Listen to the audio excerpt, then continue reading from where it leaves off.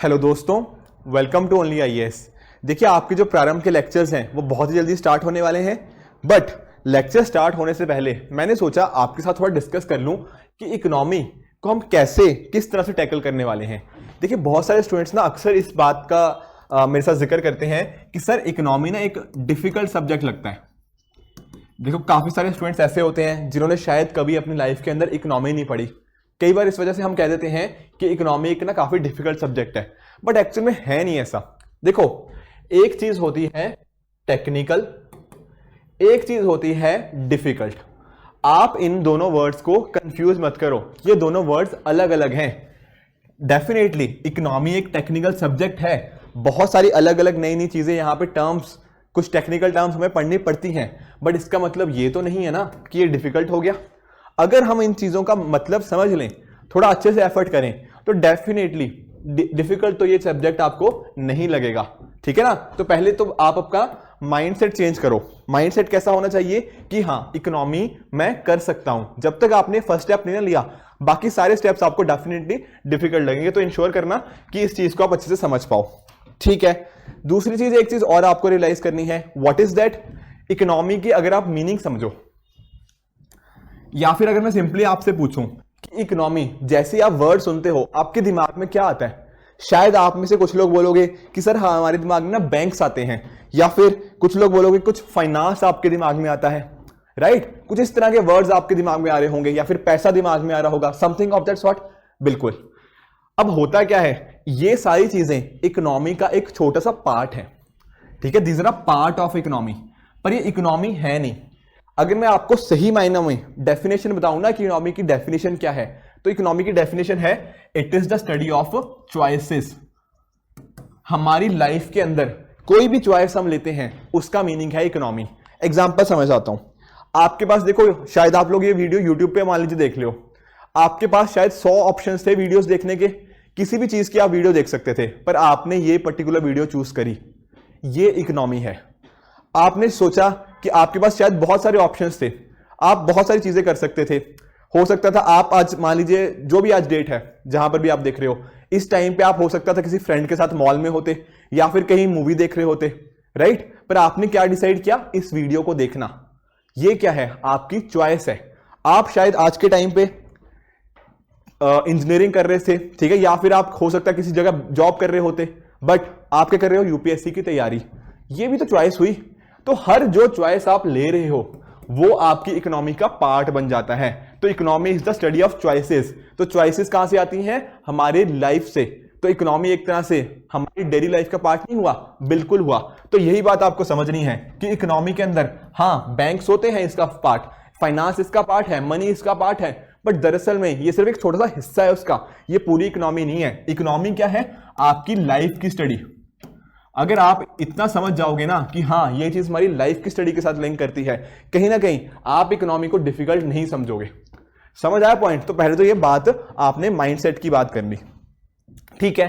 फिर ये चीज अगर पता लग जाती है तो काफी बार ना हमारे दिमाग में कंफ्यूजन रहती है। कंफ्यूजन कैसी, कंफ्यूजन इस चीज की कि सर हमें टॉपिक पढ़ना कैसे है, हमें ये पर्टिकुलर सब्जेक्ट को कैसे पढ़ना है, क्या चीजें छोड़नी है, क्या चीजें नहीं छोड़नी, मैक्रो इकोनॉमिक्स पढ़नी है, माइक्रो इकोनॉमिक्स पढ़नी है, ये सारे क्वेश्चंस आते हैं। इन्हीं सब चीजों का हम डिस्कस करेंगे आज के वीडियो के अंदर। उससे पहले देखिए, इकोनॉमी की इंपॉर्टेंस एक बार समझ लेते हैं। ये मैंने 2015 के कॉरेस्पॉन्डिंग आपके सामने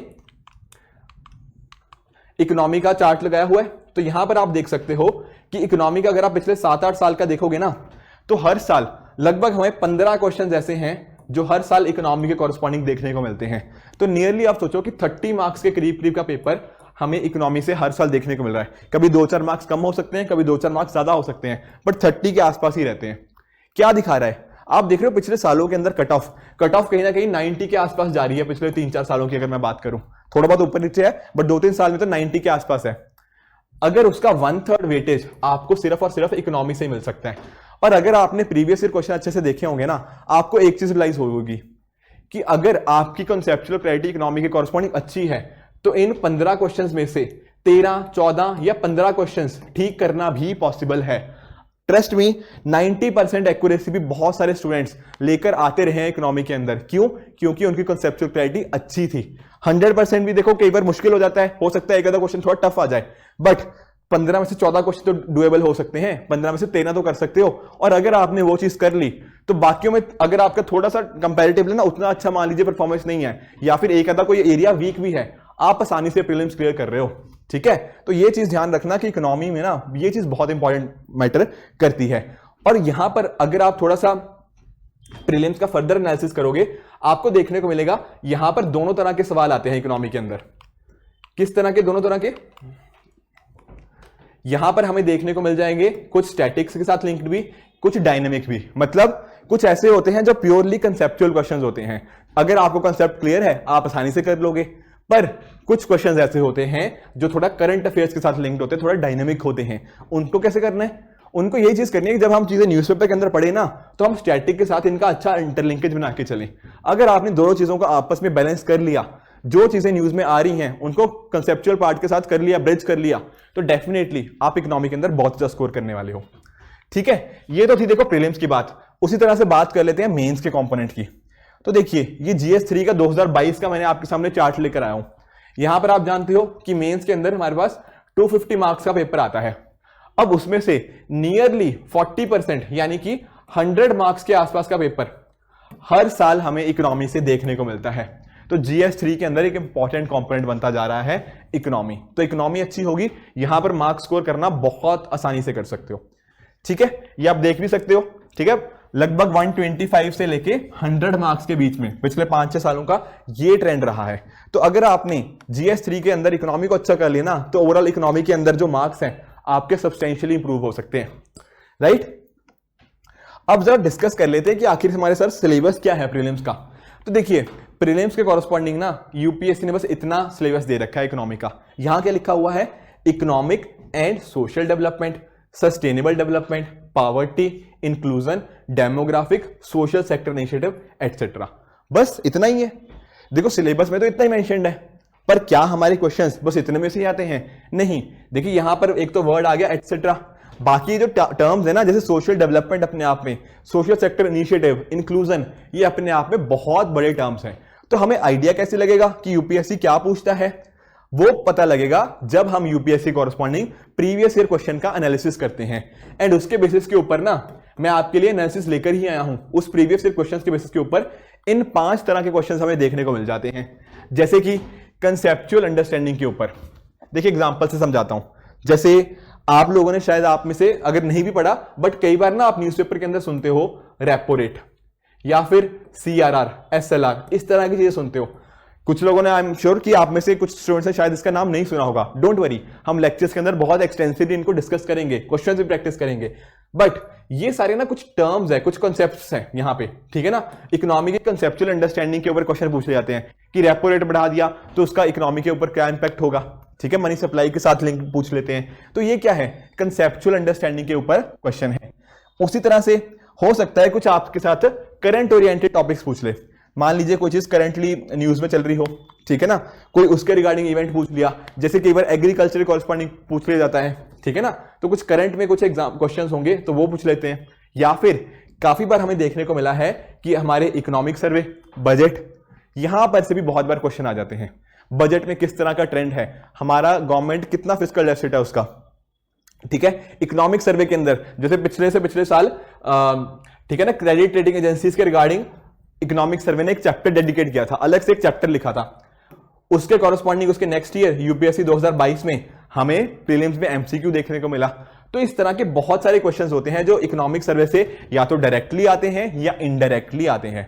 उसी तरह से काफी बार कुछ टर्मिनोलॉजीज के ऊपर क्वेश्चन आ जाते हैं। जैसे 2021 में हमें क्वेश्चन देखने को मिला था लेंडर ऑफ लास्ट रिजॉर्ट के ऊपर।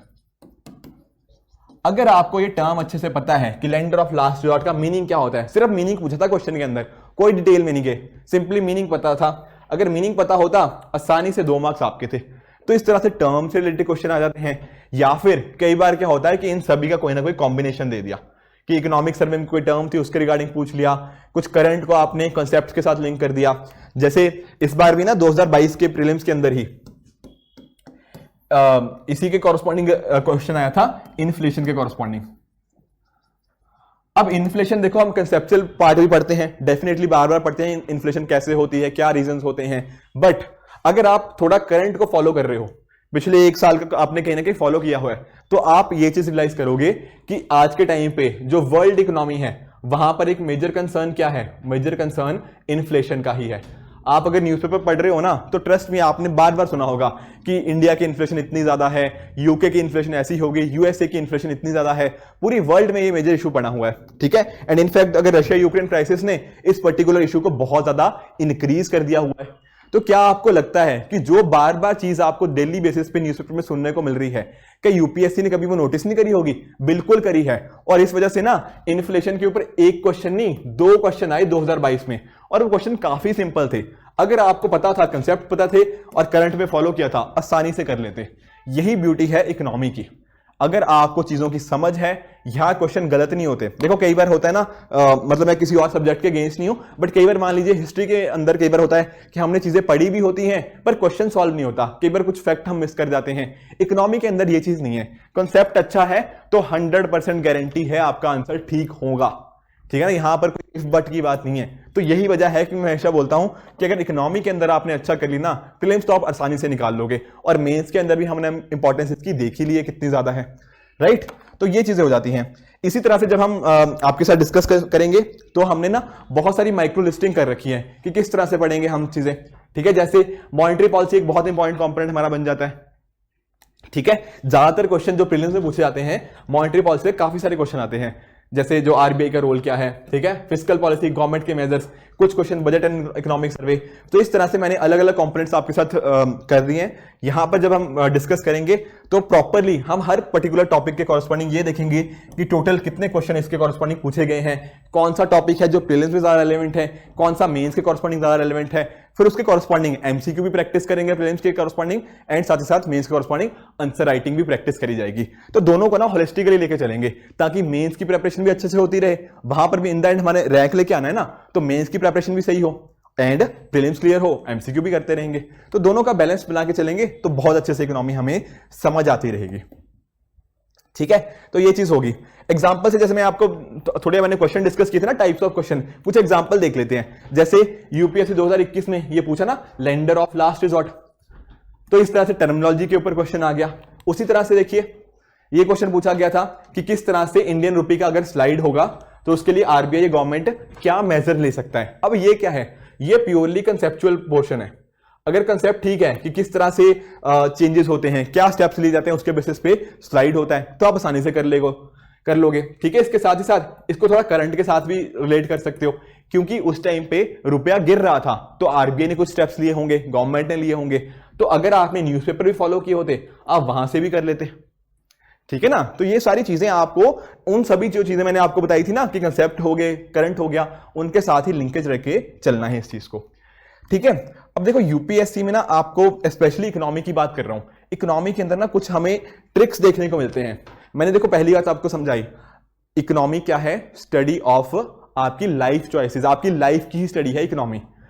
अब लाइफ के अंदर हम बहुत सारी चीजें ऑब्जर्व करते हैं, अगर आपके ऑब्जर्वेशन स्किल्स अच्छे हैं ना, तो हो सकता है कई चीजों की अगर आपको नॉलेज नहीं भी है तब भी आप अपने आंसर तक पहुंच सकते हो। मैं ऐसा नहीं कह रहा कि सारे क्वेश्चन कर लोगे, पर 1 या 2 क्वेश्चन ऐसे आपको हर साल मिल जाते हैं कि जो आपकी लाइफ के साथ लिंक्ड रहते हैं। अगर आपने उनको समझ लिया, इकोनॉमी का अगर आपको मीनिंग पता है कि वो लाइफ की स्टडी है इकोनॉमी, अगर इतना पता है तो कुछ मैं आपको ट्रिक्स बताता हूं जो आपको बहुत हेल्पफुल हो सकती हैं। एग्जाम्पल समझते हैं। जैसे ना ये यूपीएससी 2019 के अंदर क्वेश्चन पूछा गया। एक काम करो, जस्ट 1 मिनट के लिए वीडियो एक बार पॉज करो और कोशिश करो इसको सॉल्व करने की, एक बार ट्राई करो। देखो मुझे पता है आप लोगों ने ना ये टॉपिक शायद कभी नहीं पढ़ा, ठीक है। अगर हो सकता है आप में से कुछ लोग बिल्कुल बिगिनर हो, कभी नहीं पढ़ा होगा टॉपिक, पर क्या हम तब भी इस क्वेश्चन को सॉल्व नहीं कर सकते? ऐसा नहीं है, इसको क्वेश्चन को सॉल्व किया जा सकता है। जैसे पहला स्टेटमेंट क्या बोल रहा है कि कोल सेक्टर इंदिरा गांधी जी के टाइम पे नेशनलाइज हुआ, तो हो सकता है मुझे पता हो या ना पता हो, बिल्कुल ठीक है। तो आई डोंट नो कि इसकी स्टेटमेंट ये ठीक है या गलत है। स्टेटमेंट 2 देखो, coal blocks are allocated on lottery basis. मुझे ये भी नहीं पता कि पता नहीं लॉटरी बेसिस पे होता है, कुछ ऑक्शन होता है, क्या होता है, नहीं पता। बट अब एक बार स्टेटमेंट 3 पढ़ लो। स्टेटमेंट 3 क्या कह रही है? Till recently India imported coal to meet the shortage of domestic supply but now India is self sufficient in coal production. ठीक है, ये प्रोडक्शन लिख लीजिए। अब स्टेटमेंट 3 मैंने पढ़ा, मैंने देखा यहां क्या कह रहा है कि थोड़े टाइम पहले तक इंडिया सेल्फ सफिशिएंट नहीं था, दूसरी कंट्रीज पे डिपेंड करता था कोल की शॉर्टेज को पूरा करने के लिए। पर अब क्या हो गया है, इंडिया सेल्फ सफिशिएंट हो गया। क्या ऐसी बात है? आप जानते हो कोयला किसके लिए यूज होता है? मेजरली हम जो अपना इलेक्ट्रिसिटी वगैरह प्रोड्यूस करते हैं, वहां कोल का एक बहुत इंपॉर्टेंट रोल है। और अगर आप थोड़ा सा भी ना आपको अवेयरनेस है तो आपको याद होगा, लास्ट ईयर की बात है, अभी लास्ट ईयर अगर आपने देखा हो, पूरे इंडिया में इलेक्ट्रिसिटी शॉर्टेज देखने को मिली थी या नहीं मिली थी? अगर आप देखो कहीं ना कहीं एक छोटे एरिया से बिलोंग करते हो या फिर जैसे दिल्ली मुंबई जैसे एरिया में नहीं बिलोंग करते, तो आपने रियलाइज करा होगा कि इंडिया में लास्ट ईयर ना इलेक्ट्रिसिटी शॉर्टेज देखने को मिली थी। और इलेक्ट्रिसिटी शॉर्टेज हुई क्यों थी? जब दिन भर काफी लंबे लंबे कट लगते थे, ठीक है, इलेक्ट्रिसिटी कट होती थी। क्यों होता था? उसके पीछे का रीजन क्या था? थोड़ा सा सुना होगा न्यूज़पेपर के अंदर कि कोयले की शॉर्टेज चल रही है, यहां पे कोयला 4 दिन का रह गया, कोयला 5 दिन का रह गया, इस तरह की खबरें न्यूज़पेपर में आती होती थी। ठीक है ना, बिल्कुल बेसिक आइडिया भी होगा तो आपने रियलाइज किया होगा कि इलेक्ट्रिसिटी कट होते थे और उसके रीजन क्या था? कोयले की शॉर्टेज। अगर इतना ही पता होता, अगर सिर्फ यही बेसिक अंडरस्टैंडिंग होती, लाइफ के ऑब्जर्वेशंस के देखे होते, तो क्या उस बेसिस पे आप ये नहीं बता सकते थे कि नहीं भैया इंडिया के पास 4-5 दिन का जो बात कर रहे हैं कि 4 दिन का कोयला बचा है, 5 दिन का कोयला बचा है, अगर सेल्फ सफिशिएंट होता तो क्या ऐसी सिचुएशन आती? नहीं आती। क्यों? ठीक है ना, तो इसी वजह से क्या था, इंडिया डिपेंडेंट है आज भी कोल के लिए बहुत ज्यादा इंपोर्ट के ऊपर। खुद भी इंडिया प्रोड्यूस करता है, ऐसी बात नहीं, अच्छा खासा प्रोडक्शन हम भी खुद भी करते हैं, पर हमारी पॉपुलेशन इतनी ज्यादा है कि हमें आज भी इंपोर्ट करना पड़ता है अच्छा खासा कोयला। तो इस वजह से सिर्फ इतना ही पता था, तो स्टेटमेंट 3 क्या हुआ? गलत। और अगर आपने स्टेटमेंट 3 गलत प्रूव कर दिया, आपका सी गलत, डी गलत, बी गलत, आंसर सीधा आपके सामने था ए। तो हो सकता था आपको शायद ए और बी के बारे में बिल्कुल आइडिया ना होता, स्टेटमेंट 1 और 2 के बारे में आइडिया ना भी होता, आप अपने आंसर तक पहुंच जाते। ये ब्यूटी है इकोनॉमी की, ऑब्जर्वेशन अच्छी है, लाइफ स्किल्स अच्छे हैं, आंसर निकल सकते हैं। हर क्वेश्चन में नहीं निकलेंगे बट काफी जगह निकल सकते हैं। उसी तरह से एक देखो, ये यूपीएससी 2020 में एक क्वेश्चन पूछा गया, एक बार इसको ट्राई करो, करने की कोशिश करो, ठीक है, एक बार कोशिश करना, I am very sure answer आ सकता है।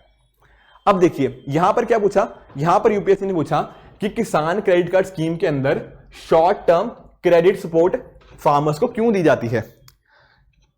क्रेडिट सपोर्ट तो समझते हो, लोन एक तरह से, ठीक है ना। शॉर्ट टर्म क्या होता है? कम टाइम के लिए, ठीक है, टेक्निकल भाषा में नहीं जाते कि शॉर्ट टर्म का मीनिंग कितने साल होता है, वो सारी चीजों में नहीं जाते, बट शॉर्ट टर्म से मुझे इतना तो समझ आ रहा है कि कम टाइम की बात हो रही है, ठीक है। तो बेसिकली किसानों को क्या दिया जा रहा है? कम समय के लिए लोन दिया जा रहा है। इतना समझ आ गया कि किसानों को कम टाइम के लिए लोन देना है, ठीक है। तो देख लेते हैं भैया पांचों में से कौन सी ऐसी चीज है जहां पर कम टाइम के लिए लोन दिया जाता है। जैसे पहला इसने बोला, चलो वर्किंग कैपिटल का मीनिंग आपको नहीं पता होगा, ठीक है, छोड़ देते हैं, बट स्टेटमेंट 2 पढ़ो एक बार। स्टेटमेंट 2 के अंदर क्या लिखा है? Purchase of combine harvesters, tractors, mini trucks. अब यहां जैसे मैंने पढ़ा ना, मुझे थोड़ा लगा यार ट्रक की बात कर दी, यहां पे ट्रैक्टर की बात कर दी, हार्वेस्टर की बात कर दी। अब मुझे नहीं पता कि कितने का आता है, पर मुझे इतना तो पता है कि काफी महंगा आता है। मे भी हो सकता है 10 लाख का आता हो या 5 लाख का आता हो, मुझे सच में नंबर नहीं पता, बट मैं एग्जांपल मान रहा हूं। आप इतना तो जानते हो कि ये लाखों में चीजें आती हैं, और एक इमेजिन करो कि ये चीजें आती हैं लाखों में, ठीक है, और एक तरफ है हमारा क्या? फार्मर। क्या आपको लगता है कि हमारा जो गरीब किसान है, क्या इसके पास पॉसिबिलिटी है कि ये शॉर्ट टर्म के अंदर, यानी कि कम समय के अंदर, क्या वो वापस कर पाएगा अगर उसने लाखों का लोन ले लिया? खुद सोचो, लाखों का लोन होता है, अगर बहुत बड़ा लोन है आपके पास, तो क्या आप शॉर्ट टर्म के अंदर उसको रिटर्न कर पाओगे? कहीं ना कहीं आपको नहीं लगता कि इन चीजों के कॉरस्पॉन्डिंग अगर लोन लेंगे तो क्या होगा? वो लॉन्ग टर्म लोन होगा, बिल्कुल होगा, है ना। इतना बताओ, एग्री कर रहे हो नहीं कर रहे हो? बिल्कुल। तो यहां पर इतना तो समझ गए कि सर स्टेटमेंट 2 तो सही नहीं हो सकता, अगर बड़ा लोन लेना है ना तो वो शॉर्ट टर्म नहीं है, वो क्या है? वो लॉन्ग टर्म होगा। तो स्टेटमेंट 2 अगर गलत कर दो, ए गलत, सी गलत, डी गलत, आंसर आपके सामने है, ठीक है। हो सकता था वर्किंग कैपिटल नहीं पता, ठीक है, कोई बात नहीं पता, बट ये चीज तो पता है। या फिर आप स्टेटमेंट 5 देख लो, construction of family house, setting up of village cold storage facility. यहां देख के ही पता लग रहा है, क्या पता लग रहा है? विलेज हाउस को कंस्ट्रक्ट करना है, घर बनाने के लिए कितना पैसा लगता है? बहुत ज्यादा। क्या शॉर्ट टर्म के अंदर वो चीजें हो जाएंगी? नहीं हो पाएंगी, दिक्कत आएगी ना। तो वो भी गलत है, तो 5 गलत करते तो वो भी आपका आंसर ऑप्शन नंबर बी आपके सामने होता। आई थिंक ना शायद आपको ऑप्शंस नहीं दिख रहे होंगे शायद इस पोडियम की वजह से, बट कहीं ना कहीं आप पॉइंट समझ के मेरा कि आप किस तरह से इसको कर सकते हो, ठीक है। तो ये चीज भी हमने देख ली। उसी तरह से एक क्वेश्चन और देखो, ये भी 2020 के अंदर ही पूछा गया था। यहां देखो क्या पूछा कि ठीक है, मैं सिंपली आपको एक्सप्लेन कर देता हूं। यहां देखो, यहां पे लिखा था सेकंड स्टेटमेंट के अंदर, certain provision in constitution of India give the central government the right to issue directions to RBI. अगर देखो पॉलिटी की थोड़ी बहुत नॉलेज है या जस्ट एक बेसिक आइडिया भी है कॉन्स्टिट्यूशन का, तो आपको पता है कॉन्स्टिट्यूशन के अंदर ना आरबीआई का जिक्र नहीं है कहीं पे, ठीक है ना। आरबीआई कोई कॉन्स्टिट्यूशनल बॉडी नहीं है, कॉन्स्टिट्यूशन के अंदर आरबीआई नहीं लिखा हुआ। तो अगर इतना ही पता होता, आप स्टेटमेंट को डायरेक्टली एलिमिनेट करते, और डायरेक्टली एलिमिनेट किया, आपके पास डायरेक्ट आंसर आ गया ऑप्शन नंबर सी 1 और 3। तो इस तरह से ना थोड़ा सा ये एलिमिनेशन टेक्निक है, बट जरूरत क्या है, अच्छे ऑब्जर्वेशन स्किल्स की, अच्छे आपकी लाइफ की अंडरस्टैंडिंग की, और यही इकोनॉमी है। कुछ क्वेश्चन होंगे ऐसे आपके एग्जाम के अंदर जो आप ऐसे आंसर कर पाओगे। कोर्स के अंदर मैं बहुत सारे इस तरह के और एग्जांपल्स आपको बताता चलूंगा। हम डेफिनेटली ये तो पढ़ेंगे कि किस तरह से चीजें, ठीक है ना, पूरा कोर्स तो कवर करेंगे, पर प्रीलिम्स के अंदर अच्छे मार्क्स कैसे लेकर आएं, किस तरह से इंश्योर करें कि जो मैं बात कर रहा था ना कि 15 में से टोटल 14, 13 या 15, मतलब 80-90% से ज्यादा एक्यूरेसी कैसे लेकर आएं, इसके रिगार्डिंग भी बहुत सारी चीजें हम डिस्कस करते रहेंगे, ताकि आपकी ना प्रेपरेशन सिर्फ ऐसा ना हो कि मैं आपको डिलीवर करूं आप बस करते रहो। नहीं, आप भी मेरे साथ इन्वॉल्व हो, तब जाके हम इंश्योर कर पाएंगे कि ये 90% एक्यूरेसी के साथ अच्छे से मार्क्स हम स्कोर कर पाए प्रीलिम्स के अंदर। ठीक है, तो ये बात समझ आई। ठीक है, तो हमारी अप्रोच इसी तरह से रहनी चाहिए। किस तरह से कि पहली बात तो आप अपने कॉन्फिडेंस को इंप्रूव करो। जो स्टूडेंट्स आज तक मुझे बोलते आए हैं कि सर इकोनॉमी एक डिफिकल्ट सब्जेक्ट है, पहली बात इसको मानो कि डिफिकल्ट नहीं है। हाँ, ये टेक्निकल है बट ये डिफिकल्ट नहीं है।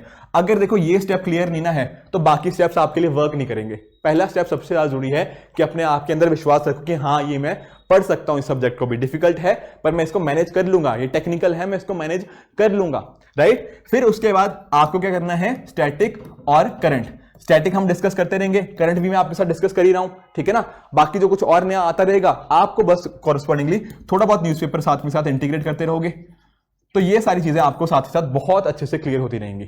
ठीक है, बाकी मैंने आपको बताया क्या, प्रीवियस ईयर क्वेश्चन से आपको एक एनालिसिस लगेगा, किस तरह के यूपीएससी क्वेश्चंस पूछ रहा है, क्लासेस में भी डिस्कस करते रहेंगे उनको, तो एक आइडिया लगता रहेगा कि कैसे क्वेश्चन यूपीएससी ने ऑलरेडी पूछे हैं, फ्यूचर में कैसे क्वेश्चन आपसे पूछ सकता है।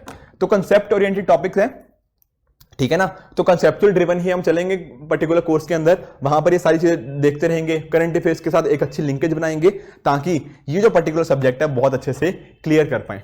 ठीक है, ओके। अब चलते हैं थोड़ा सा मेंस का एस्पेक्ट देख लेते हैं। देखो प्रीलिम्स के अंदर देखा था ना सिर्फ एक लाइन दी रखी थी, पर मेंस के अंदर ऐसा नहीं है। मेंस के अंदर हमारे पास ना पूरा इन्होंने डिटेल्ड सिलेबस दे रखा है। अब यहां पर भी जैसे मैंने आपके साथ कुछ वर्ड्स हाईलाइट कर रखे हैं, growth, development, employment, inclusive growth, infrastructure, इस तरह से यूपीएससी ने हमारा इकोनॉमी का सिलेबस दे रखा है, राइट। अब ये जो वर्ड्स है ना आप देख रहे हो, जैसे इंक्लूसिव ग्रोथ, इस बार भी क्वेश्चन आया मेंस के अंदर, हर साल लगभग ना इंक्लूसिव ग्रोथ के ऊपर क्वेश्चन आता है, इंफ्रास्ट्रक्चर कॉरस्पॉन्डिंग क्वेश्चन देखने को मिलते हैं। तो कोर्स के अंदर भी यही इंश्योर करेंगे, एक एक करके टॉपिक उठाते रहेंगे, उनके कॉरस्पॉन्डिंग सारी डिस्कशन करते रहेंगे। देखो मेंस के अंदर ना जब मैं स्पेशली बात करता हूं इकोनॉमी की, तो बहुत सारा डेटा हमें अपने पॉइंट्स को सब्सटेंशिएट करने के लिए देना होता है। एग्जाम्पल देखो, मान लो कोई एनपीए के ऊपर क्वेश्चन आया, नॉन परफॉर्मिंग एसेट के ऊपर, तो आप ऐसा नहीं बोलोगे कि इंडिया के एनपीए बहुत बढ़ गए, नहीं, आप बोलोगे कि इंडियन बैंक्स के एनपीए मतलब इतने लाख करोड़ हो गए, मतलब 6 लाख करोड़ हो गए या 6% से इंक्रीज हुए हैं। या फिर आप डिस्कस कर रहे हो इंडिया के ग्रोथ के बारे में, तो आपको डिस्कस करने पड़ेगा कि इंडिया की जीडीपी ग्रोथ मान लो 6% से बढ़ी है, इंडिया की इन्फ्लेशन इतने % से है। तो इकोनॉमी के अंदर ध्यान क्या देना है, जब भी आप आंसर्स लिखो आपको डेटा के साथ उसको सब्सटेंशिएट करना है। जैसे बजट हो गया, बजट के अंदर बहुत सारे फैक्ट्स आएंगे, फिस्कल डेफिसिट कितना है, एक्सपेंडिचर कितना था, रेवेन्यू शिफ्ट कितनी थी, ये सारी चीजें आपको पता होंगी, कहीं ना कहीं आंसर्स लिखने में थोड़ा बेहतर लिख पाओगे एंड अच्छा कॉन्फिडेंस आएगा। इकोनॉमिक सर्वे का जिक्र किया, इकोनॉमिक सर्वे के बहुत अच्छे अच्छे सजेशन, अच्छे अच्छे पॉइंट्स वो हम कोर्स में डिस्कस करते रहेंगे, ताकि इंश्योर किया जा पाए कि यहां पर आपकी अच्छे से प्रेपरेशन हो, वैल्यू एडेड मटेरियल आपको अच्छे से मिले, ताकि जब मेंस के अंदर आंसर लिखोगे ना तो बेहतर मार्क्स आप वहां पे लेकर आ पाओ। तो एक तो देखो इकोनॉमी का मेंस के अंदर एक ये वाला पार्ट है जो अभी देखा, इसी तरह से एक एग्रीकल्चर कंपोनेंट भी है। अब यहां पर भी यूपीएससी ने हमें कुछ टॉपिक्स दे रखे हैं, जैसे लैंड रिफॉर्म्स हो गया, फूड प्रोसेसिंग हो गया, food security, public distribution system, e technology, irrigation, major cropping pattern. अब देखो एग्रीकल्चर को मैं अलग से क्यों बता रहा हूं, रीजन पता क्या है, एग्रीकल्चर के कॉरस्पॉन्डिंग ना बहुत ज्यादा हमें रेपिटेशन देखने को मिलती है, the kind of question UPSC ask. Example समझाता हूं, यहां पे ये वर्ड पढ़ा, फूड प्रोसेसिंग पढ़ लिया, अब ये देखो, फूड प्रोसेसिंग के कॉरस्पॉन्डिंग ना पिछले 6 साल में हमें टोटल 4 क्वेश्चन देखने को मिले हैं। जैसे पहला देखो, पहला पूछा फूड प्रोसेसिंग इंडस्ट्री का क्या स्कोप है, क्या सिग्निफिकेंस है। सेकंड क्वेश्चन क्या है, फूड प्रोसेसिंग सेक्टर के क्या चैलेंजेस हैं, क्या अपॉर्चुनिटीज हैं। तीसरा क्या है, गवर्नमेंट की पॉलिसीज क्या है फूड प्रोसेसिंग की इंडस्ट्री की, ताकि हम सेक्टर के चैलेंजेस को टैकल कर पाएं। एंड चौथा भी इसी से समथिंग लिंक्ड है। ये क्या दिखा रहा है, ये कहीं ना कहीं ये नहीं दिखा रहा कि फूड प्रोसेसिंग का अगर हमने पढ़ लिया कि क्या इसका मीनिंग क्या होता है, क्या इसके अंदर पॉजिटिव्स हैं, क्या स्कोप है, क्या फ्यूचर में क्या बेनिफिट्स देखने को मिल सकते हैं, क्या चैलेंजेस हैं, क्या गवर्नमेंट इनिशिएटिव्स हैं, फ्यूचर में और क्या किया जा सकता है। अगर ये सारे होलिस्टिक डिमेंशंस हमने कवर कर लिए तो क्या क्वेश्चंस हम टैकल नहीं कर सकते? बिल्कुल कर सकते हैं, क्योंकि यहां पे रेपिटेशन बहुत ज्यादा है। तो प्रीवियस के क्वेश्चंस के ऊपर ना हमारा खास फोकस रहेगा ताकि हम इसको अच्छे से कवर कर पाए। एक चीज और दिखाता हूं, यहां वर्ड पढ़ रहे हो, एक सेकंड आपको दिखाता हूं। जैसे यहां पे देखिए, यहां पे वर्ड्स देखिए, elaborate the scope and significance of food processing industry in India। Question पढ़ा, scope and significance of food processing industry in India. अब पीछे देखो, यहां पे ये देखिए, ये हम सिलेबस डिस्कस कर रहे थे, इस सिलेबस के अंदर देखो क्या लिखा है, food processing and related industries in India, scope and significance. Directly जो क्वेश्चन था ना, ये पहला क्वेश्चन की बात कर रहा हूं, डायरेक्टली ये क्वेश्चन आपके सिलेबस में से उठाया गया है। स्कोप वर्ड भी मेंशन था सिलेबस के अंदर, सिग्निफिकेंस भी और फूड प्रोसेसिंग इंडस्ट्री भी।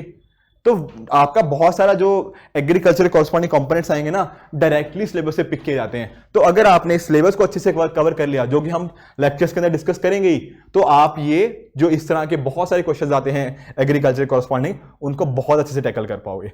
पॉइंट समझ आया? तो ये हमारी अप्रोच रहेगी कि चीजों के कॉरस्पॉन्डिंग आपको सारी चीजें होलिस्टिकली कवर करवाई जाएं। इकोनॉमिक सर्वे, बजट वगैरह जो चीजें हैं, आपको मैं चीजें वो भी प्रोवाइड करूं ताकि मेंस में अच्छे आंसर लिख पाओ। प्रीलिम्स में कोई क्वेश्चन बनता है, जैसे देखा ना क्रेडिट रेटिंग एजेंसी वाला क्वेश्चन देखा, उसको हम अच्छे से टैकल कर पाए। इस तरह से भी आपको भी तैयारी उसी तरह से ही करनी है। काफी बार में स्टूडेंट्स में से पूछते हैं कि सर सोर्सेज क्या होने चाहिए। देखिए, इकोनॉमी एक ऐसा सब्जेक्ट है ना जहां कोई आपको सिंगल सोर्स नहीं मिलता। जैसे एग्जांपल समझाता हूं, पॉलिटिकली आप बोलते हैं ना कि लक्ष्मीकांत पढ़ लो तो आप काफी सारे कॉन्सेप्ट्स आपके हो जाएंगे प्रीलिम्स के कॉरस्पॉन्डिंग स्पेशली, या फिर मॉडर्न हिस्ट्री के कॉरस्पॉन्डिंग आपको स्पेक्ट्रम मिल जाती है। इकोनॉमी में ना ऐसी चीज थोड़ा डिफिकल्ट है। रीजन क्या है, काफी चीजें ना ये डायनेमिक है, सब्जेक्ट हमारा काफी डायनेमिक होता है, काफी चीजें नई नई चीजें चेंज होती रहती है, नए नए बदलाव आते रहते हैं। देखो इकोनॉमी क्या है, हमारी लाइफ है, लाइफ में बदलाव तो आएंगे, तो इस वजह से सिंगल सोर्स इसके लिए ढूंढना काफी मुश्किल है। हालांकि कुछ चीजें मैं सजेस्ट कर देता हूं, जैसे जो आपकी एनसीईआरटी की बुक्स हैं आप उनको रेफर कर सकते हो, ठीक है। और यहां पर भी ना मैं मैक्रो पे ज्यादा आपको फोकस कर रहा हूं। देखो माइक्रो के कॉरस्पॉन्डिंग ना, माइक्रो इकोनॉमिक्स के कॉरस्पॉन्डिंग ज्यादा क्वेश्चन नहीं पूछता यूपीएससी। प्रीलिम्स के कॉरस्पॉन्डिंग एक क्वेश्चन आ जाता है, उसके अलावा रेयरली क्वेश्चन होते हैं कि हम माइक्रो से क्वेश्चन देख पाए। तो जब हम तैयारी करेंगे ना, हमारा फोकस भी इसी हिसाब से होना चाहिए कि यूपीएससी मैक्रो को ज्यादा पूछता है तो हमारा ध्यान भी मैक्रो की तरफ ज्यादा होना चाहिए। माइक्रो से कम पूछता है तो कम तैयारी उसकी कॉरस्पॉन्डिंग करेंगे। ऐसा नहीं है कि अच्छा एक क्वेश्चन यहां पे आना है, इसको भी 100 घंटे दे दिए, और मैक्रो से 10 क्वेश्चन आए थे तो मैक्रो को भी 100 घंटे दिए। नहीं, जिससे ज्यादा क्वेश्चन पूछे जा रहे हैं वहीं पे ज्यादा एफर्ट देना चाहिए ना, एफर्ट टू रिवॉर्ड भी तो देखना है। बिल्कुल, तो यहां पर ये चीज आ जाती है। इसके साथ ही साथ मैंने जो आपको बताया इकोनॉमिक सर्वे और बजट, ठीक है, ये भी नेसेसिटी है। काफी सारे स्टूडेंट्स ये पूछते हैं सर कि कुरुक्षेत्र पढ़ना है, योजना पढ़नी चाहिए नहीं पढ़नी चाहिए। देखो सबसे पहले प्रायोरिटी हमारी किसके ऊपर होनी चाहिए, हमारी एनसीईआरटीज के ऊपर। बल्कि एनसीईआरटीज के साथ है ना जो मैंने लेक्चर्स हम डिजाइन कर रहे हैं वो इसी तरह से इंश्योर्ड है कि आपके ये सारी चीजें भी कहीं ना कहीं उन्हीं लेक्चर्स के अंदर कवर हो जाएं। साथ ही साथ इकोनॉमिक सर्वे, बजट, प्रायोरिटी इन पे होनी चाहिए। अगर आपको टाइम बचता है, अगर आपको लगता है कि ये सारी चीजें मैं कवर कर चुका हूं, मैंने लेक्चर नोट्स भी पढ़ लिए, ये सारी चीजें भी पढ़ ली, बजट भी हो गया, इकोनॉमिक सर्वे भी हो गया, अगर टाइम परसिस्ट, अगर टाइम बचता है तब इनको कवर करना है। प्रायोरिटी में काफी नीचे आएंगी। पहले जरूरत क्या है, क्लास नोट्स अच्छे से डिस्कस करो, क्योंकि वो इसी तरह से बनाए गए हैं कि आपको सारी चीजें वहां पे कवर हो जाएंगी।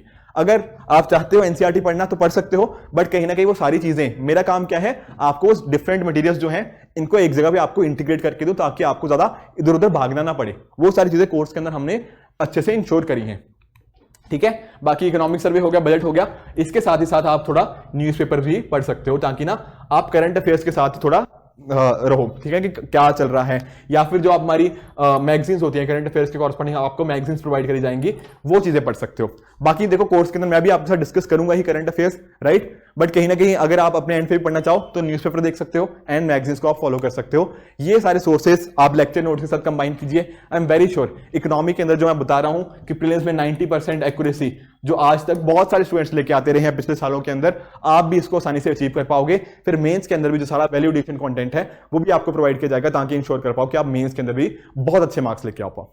ठीक है, तो आई होप आज के लेक्चर के अंदर आपको थोड़ा सा जो डर था ना, जो आपको लगता था इकोनॉमी एक डिफिकल्ट सब्जेक्ट है, वो डर कम होगा। राइट, अब आने वाले दिनों के अंदर जब हमारे लेक्चर स्टार्ट होंगे तो सारे के सारे चीजें हम इनको एक एक करके इंप्लीमेंट करते जाएंगे। जो आपको मैंने अप्रोच बताई, चाहे प्रीलिम्स की हो मेंस की हो, उनको इंप्लीमेंट करने की कोशिश करेंगे ताकि आपकी जो तैयारी है, ठीक है ना, इस सब्जेक्ट की या फिर जो आप एक ऑफिसर बनना चाहते हो उसकी तैयारी की सही डायरेक्शन में आप जा पाओ।